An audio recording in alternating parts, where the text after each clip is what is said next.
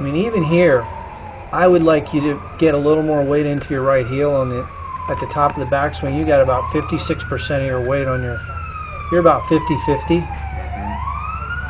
But you're leaning more towards your toe than heel. Yeah. You know, I would go on YouTube and look at body track pressure mat traces and look at some of the stuff that's out there, because the straightest drivers and the straightest hitters have a linear trace, meaning that when they get to the top, their weight goes straight across. Yours isn't too bad. It's got a little of an arch, then it goes into but the net effect is you're always going to be on your toes because you have a vertical jump, which is why you hit it so far. If you look at those long drive guys, they come off the ground at it. Well, you do the same thing. So you're always going to measure on your toes. That's okay. During the downswing, am I moving onto my toes? Is that what that line means? Well, yeah, that's your trace pattern. So what happens is I'm 87% in the heel at the top. Well, no, you're about 58. Oh, that's right, left. Yeah, so right's here. over here. And then as you come into the ball, you're on your toes. I mean, and that's pretty normal for you. I see. Now that's a power pattern. Okay. That's not a lot of the straighter hitters get more weight into the heel.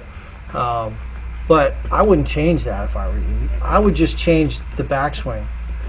I would get more weight into the right heel in the backswing. So at the top, I'm still mostly in my toe? Yeah. Oh, wow.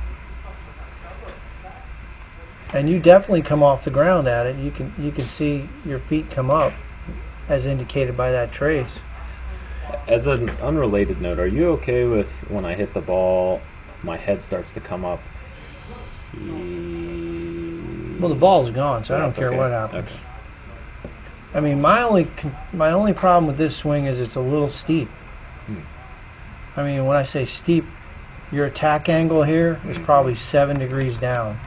Yeah, I forgot about that. Yeah. Messing with this. Yeah, I want you to feel like that club is releasing early, but also, I mean, you have high hands, and that's a good indicator of a fade. I mean, so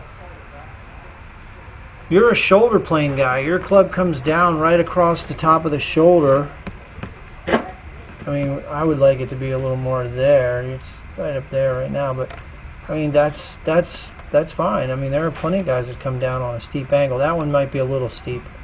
I'd like to see the club head be more in line with your hands there. It's a little outside your hands. But other than that, I mean, I think, you don't lose your posture, which is a big problem for a lot of people I teach.